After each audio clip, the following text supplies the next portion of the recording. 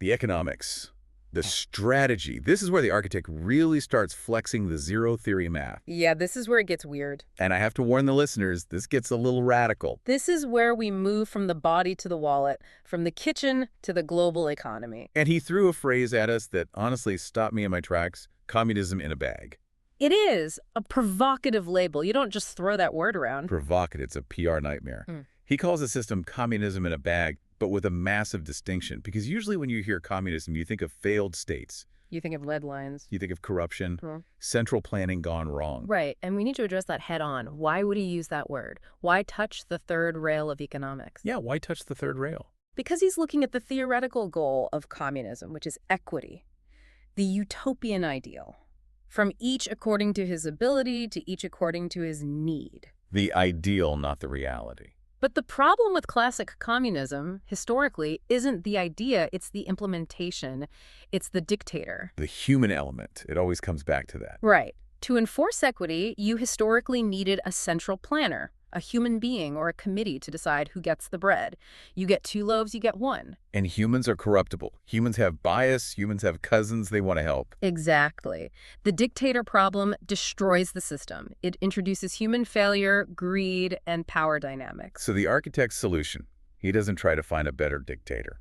He replaces the dictator with physics. Physics versus decree. That's the line that got me. He's building a system where wealth distribution is enforced by the speed of the token, not a person's decision. It's wealth by velocity. Break that down. How does velocity enforce equity without a guy in a military uniform telling me what to do? It relies on the decay factor. In this system, money is biological. It has a shelf life. If you hoard it, if you stop the flow, the value physically evaporates. It just rots. It follows a base 3 decay model. So if I'm a billionaire in this system and I sit on my dragon hoard, I put it in a vault and lock the door. Your hoard rots. It evaporates back into the common pool. You cannot hoard power. To keep your wealth, you must spend your wealth. You must keep it in circulation. You must find productive places for it to go. That is profound. It forces circulation. It makes capital an active thing, not a passive one. It creates a system where the state is replaced by the math. It's a trustless mathematical enforcement of circulation. Right. The math doesn't care who you are. The math only cares. Is the value moving? If yes, it grows. If no, it dies. And that leads to a completely different incentive structure. Yeah. Which brings us to the mitosis split.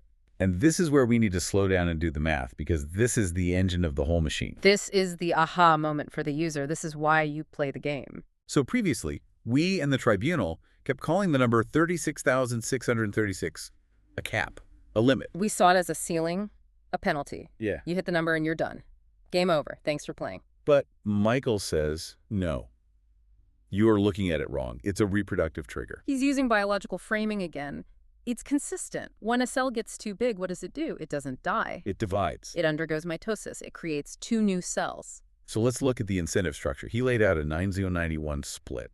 And I want to walk through this with actual numbers because percentages can be slippery. Let's do it, step by step. Okay, I am a user. I enter the ecosystem. Right. I buy 1 human dollar, THD. The cost is $1, 1 USDC. Right. 1 USD or USDC. You have 1 unit. You're in the game for $1. Now, I don't save it. I don't put it under my mattress. I spend it. I use it in the ecosystem. I buy a service. I fund a project. We add velocity to it. Because of the velocity physics we just talked about, the value of that token starts to accelerate. It creates synthetic value. The balloon inflates. The value gets amplified by the network's activity. And eventually, it hits that maximum potential number, 36,636. That is the trigger. Pop. The cell divides. Where does the money go? Okay, the 9091 split kicks in. 90% goes to the company or the ecosystem, the body that did the work. That sustains the infrastructure, pays for the servers, funds development. It feeds itself. Okay. 9% goes to the liquidity pool, the blood supply, the USDC floor that guarantees the value of new tokens. It ensures the whole system is solvent. And the last 1%, this is the part everyone cares about. 1% returns to the original investor, the user who started the chain. Now, 1% sounds like a transaction fee. It sounds like a tip. It sounds like almost nothing. It sounds like nothing. If you told a VC they'd get 1% of the upside, they'd laugh you out of the room. But let's look at the absolute numbers. What is 1% of roughly 36,000? It's about $366, give or take. And what was my entry cost? $1. So I put in $1. The system works. The token accelerates. It hits the trigger.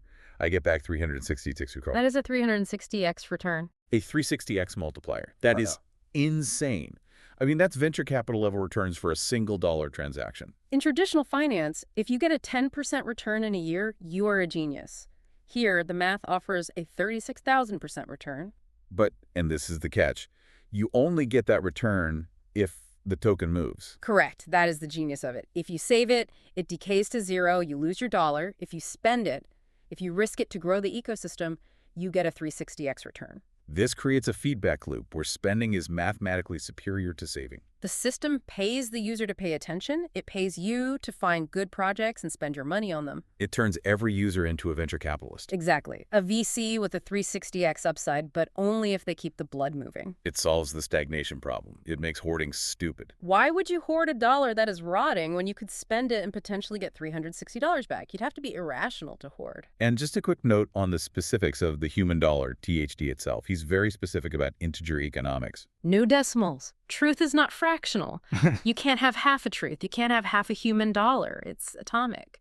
It simplifies everything. And Mobius conservation. Value isn't destroyed. It's inverted.